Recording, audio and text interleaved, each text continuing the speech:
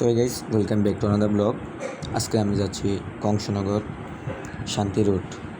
সেখানে আপনার বিখ্যাত মিষ্টি খাওয়ার জন্য আজকে আমরা যাচ্ছি। আমার সাথে আছে ফয়সাল ভাই, শিশির ভাই, আর হচ্ছে আমি, রনি। আজকে হঠাৎ করেই প্ল্যানটা হলো আমাদের। সো গাইস, যাওয়ার পথে দেখলাম ট্রেন, এই যে একটা অটোওয়ালা, উনি একটুর জন্য রক্ষা পেল, না হলে আর অল্প একটু সময় দেরি করলে ওনার চান্দিমান্দি ক্লোজ হয়ে যেত। এই হচ্ছে আমাদের সেই গোমতী নদীর পার আইলের রাস্তা, যেটাকে বলে আমরা। আর এ হচ্ছে ভাইয়া ক্যান্টনমেন্টের পরে যে একটা ভয়ঙ্কর একটা রাস্তা, কেউ রাত্রেবেলা ট্রাভেল করবেন না এই জায়গা দিয়ে। ভুলেও বাইক নিয়ে আসবেন না, নয়তো ডাকাতের খবরে পড়তে পারেন। এর মধ্যে দেখি হঠাৎ করে আমাদের বাইকের তেল শেষ, তাই আমরা সবাই একটু ফাইজলামি করতে করতে হাঁটাহাঁটি করতেছিলাম।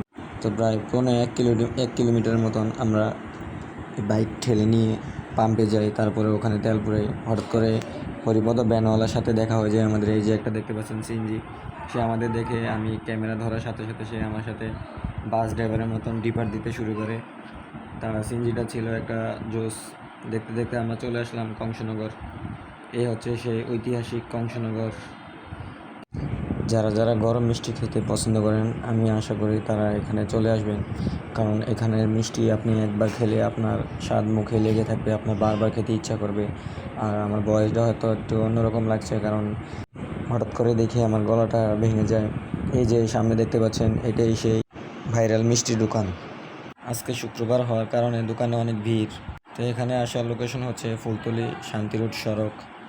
এই হচ্ছে সেই ভাইরাল মিষ্টি দোকান। এখানে অনেক দক্ষতার সহিত তারা কাজগুলো করে থাকে। এই যে আমাদের সামনে দুটো বড় ভাই আছে, ওনারা অনেক দক্ষর সাথে মিষ্টিগুলো বানাচ্ছে। তো গাইজ, আমি ভিডিও করে দেখতে ওই বাইরে বলতেছে, ভাই আমাদের একটা ক্লিপ নিন। আর আমি আপনার ভিডিওগুলো দেখি, এরাও আমাদের সাথে কুমিল্লা থেকে আসছে, আর সবাই খেয়ে ফেলতেছে, তাই আমরাও এখন চেক করি। আজকের ব্লগটা এই পর্যন্তই। সবাই ভালো থাকবেন, আমাদের জন্য দোয়া করবেন। আল্লাহ হাফেজ। আমরা এখন খেয়ে দেখি।